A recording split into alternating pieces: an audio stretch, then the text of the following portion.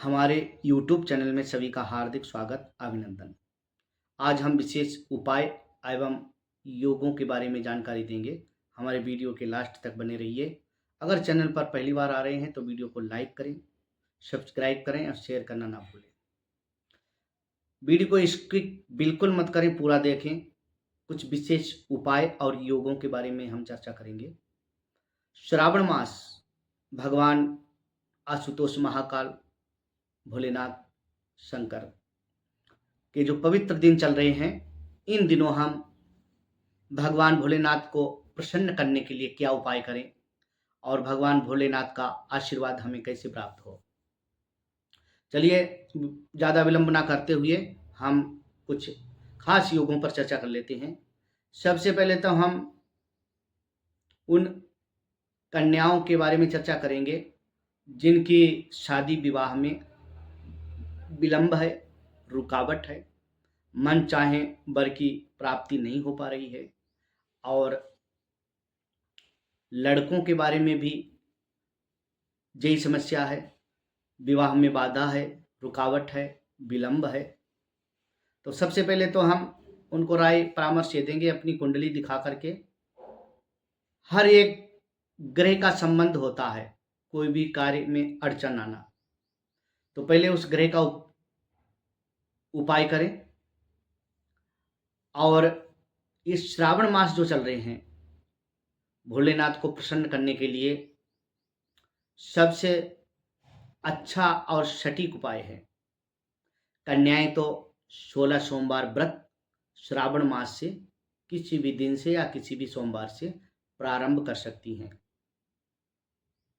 कोई भी श्रावण का जो सोमवार हो, एक तो कल ही आ रहा है, 16 सोमवार का व्रत करें और भोलेनाथ आशुतोष भगवान की विधिवत पूजा करें।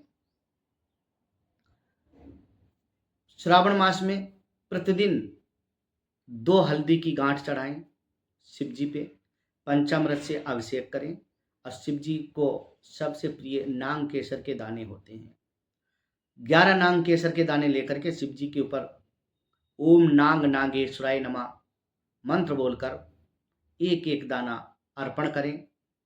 धूप दीप नैवेद्य और पीला धागा लेकर के शिवलिंग से लपेटे फेरे लेते हुए माता पार्वती के गले से डालते हुए 7 धागों का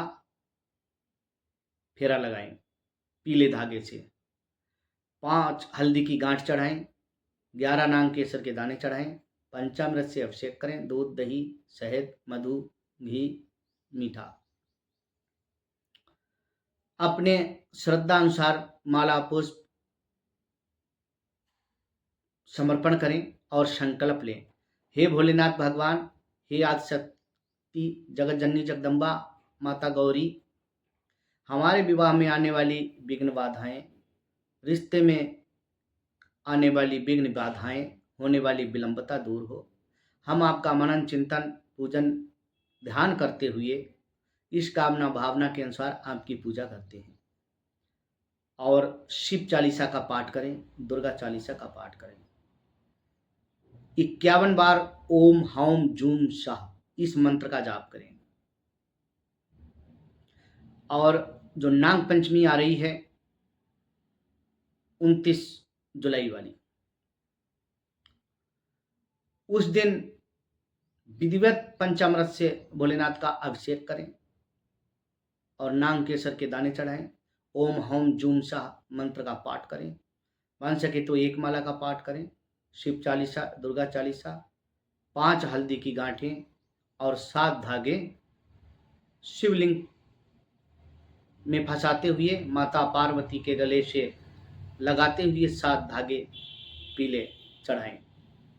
माला पुष्प नैवेद्य धूप दीप अर्पण करें और भावना करें कि हे आशुतोष भगवान, किसी भी प्रकार का ग्रह दोष है, नज़र दोष है, कोई भी रुकावट है, हमारे विवाह में होने वाली सब दूर करें। कोई कभी कभी कुछ समय ऐसा होता है जो 10-10 दिन का अनुष्ठान करने से फल की प्राप्ति होती है, वो कोई योग में, जैसे नाग पंचमी, महायोग भोलेनाथ का, और श्रावण मास, तो इन दिनों ऐसे भावपूर्वक पूजा उपासना करने से भोलेनाथ की विवाह में आने वाली विघ्न बाधाएं दूर होंगी और रिश्ता शीघ्र अति शीघ्र बनने का योग बनेगा और जल्दी विवाह संपन्न होगा, विघ्न बाधाएं दूर होगी। दूसरे योग, जिन जातक के कुंडलियों में विष योग है, विष योग का मतलब शनि चंद्रमा किसी भी भाव में बैठे हैं या युति कर रहे हैं तो विष योग हो जाता है। तो सबसे पहले विष योग से क्या होता है, उस जातक के जीवन में आए दिन कोई ना कोई संकट बने रहते हैं और बीमारी उसकी पीछा नहीं छोड़ती है। अगर ये छठे भाव और 12वें भाव में बन जाता है तब तो ये मान के चलो उस व्यक्ति की आए दिन हॉस्पिटल के चक्कर लगते ही रहते हैं। तो इस प्रकार से इनका निवारण के लिए जो कनक इन्हीं धतूरा होता है, 11 दिन तक लगातार श्रावण मास में प्रारंभ करें और 11वें दिन प्रतिदिन दो धतूरे शिव जी को अर्पण करें और मंत्र ओम जूम शाह इस मंत्र का जाप करें।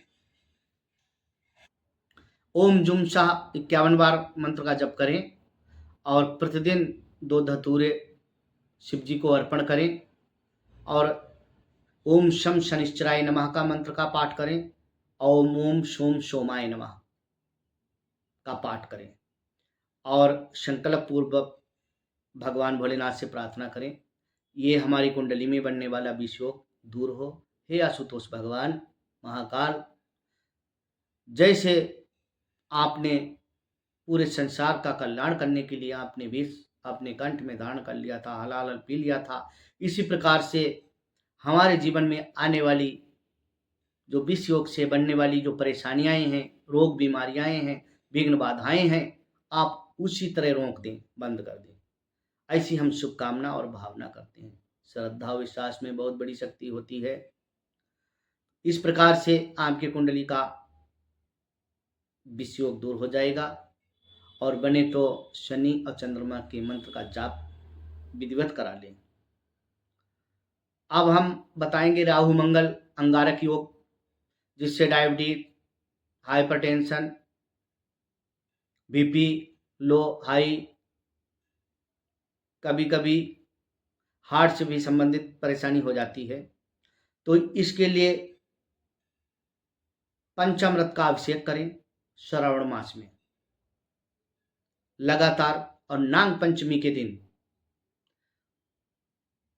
दही से अभिषेक करें।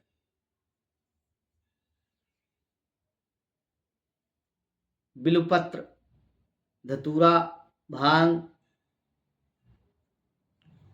जो भी शिव जी की प्रिय वस्तु हैं उनको समर्पण करते हुए भोलेनाथ का ध्यान करें। ये बनने वाला संकल्प जरूर करें। ये राहु और मंगल की युक्ति से या कुंडली के किसी भी भाव में एक साथ युति करने से या दृष्टिपात करने से जो अंगारक योग बन रहा है, इसका निवारण हो। हे आशुतोष भगवान महाकाल, इस श्रावण महीने में हम आपका ध्यान करते हुए अभिषेक, पूजन, पाठ करते हैं, इसका निवारण हो। आशुतोष भगवान की कृपा से बिल्कुल अंगारक योग शांत होगा और उसी प्रकार से काल सर्प योग, तो इस पवित्र मास में, श्रावण मास में बहुत ही इसका सटीक उपाय रहता है। जिन जातकों के कुंडली में काल सर्प योग है तो उनके लिए ये बहुत ही अति उत्तम समय है काल सर्प योग का निवारण करने के लिए। विधिवत किसी योग्य ज्योतिषी से सबसे पहले तो कुंडली दिखा करके परामर्श लें और उससे विधिवत इसका उपाय करवाएं। डरने की ज़रूरत नहीं है, भयभीत होने की ज़रूरत नहीं है। अगर कोई प्रकार की समस्या है तो उसका समाधान भी है। हमारे ज्योतिषीय ग्रंथों के अनुसार, शास्त्रों के अनुसार उसका उपाय करें। 12 प्रकार का जो कालसर्प योग बताया गया है, अनंत से प्रारंभ होता है। अनंत नाम का कालसर्प योग प्रथम, और वासुकी कुलिक नाम का कालसर्प योग, शंख, पाल, पदम, महापदम, तक्षक, कर्कोटक, शंखचूर्ण, घातक, विषधर, शेषनाग। इस प्रकार से प्रथम लग्न में अगर राहु विराजमान हो जाता है तो अब केतु सप्तम में होगा, तो ये अनंत नाम का काल सर्प योग बन जाएगा। फिर क्रम से चलते रहिए। द्वितीय भाव में अगर राहु बैठ जाए तब कुलिक नाम का काल सर्प योग हो जाएगा। ऐसे ही 12 प्रकार का काल सर्प हो जाता है। इसकी विधिवत पूजा कराने से उस योग से निवृत्ति मिल जाती है। श्रावण मास में विधिवत इसका अभिषेक करें, शिव जी का पूजन करें, विधि विधान से भोलेनाथ का पूजन करें, और राहु के मंत्रों का पाठ करें, केतु के मंत्रों का पाठ करें, शनि के मंत्रों का पाठ करें, और नाग गायत्री मंत्र का जाप करें। विधिवत दशांश आहुतियां समर्पित करें। और जो नाग पंचमी आती है, नाग पंचमी के दिन नाग नागिन के जोड़े चांदी के या तांबे के लेकर के शिव जी के ऊपर रखकर विधिवत उसका पूजन करें, और पंचामृत से रुद्राभिषेक करें, जलाभिषेक करें, शिवाभिषेक करें, रुद्री का पाठ करें, सर्प स्तोत्र का पाठ करें, नाग गायत्री मंत्र का जाप करें, और फिर वो नाग नागिन के जोड़े बहते हुए जल में प्रवाहित कर दें। अब की नाग पंचमी श्रावण मास की 29 मार्च को आ रही है, तो इस दिन किया हुआ कालसर्प दोष का निवारण जातक के जन्म कुंडली से हमेशा हमेशा के लिए मुक्त हो जाता है, और उसकी जीवन में आने वाली परेशानियां, विघ्न, बाधाएं, दाम्पत्य जीवन में परेशानियां, जो योग होते हैं, संतान का ना होना, अगर होना तो कन्या संतान होना, हर समय अजीब सा भय बना रहना, ये होने वाले लक्षण हमेशा हमेशा के लिए विदा हो जाते हैं। तो इस प्रकार से आप अगर जो उपायों के बारे में बताया है ये करेंगे तो भगवान आशुतोष महाकाल की कृपा से अवश्य मनोकामना पूर्ण होगी। अगर वीडियो अच्छा लगे तो लाइक ज़रूर करें, सब्सक्राइब करें और शेयर करना ना भूलें, और ताकि बेल आइकन बटन को जरूर प्रेस करें, अगला वीडियो बढ़ते ही आपके पास पहुंचे। मिलते हैं अगले वीडियो में। जय महाकाल।